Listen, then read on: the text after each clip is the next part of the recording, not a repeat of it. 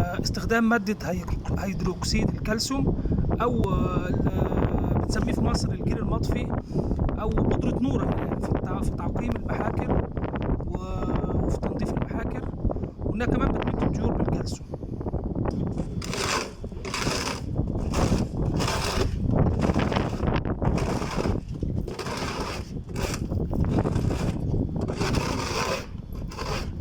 تنظيف بسيط كده يعني، مش ايه. بعد كده ايه نبتدي الرش.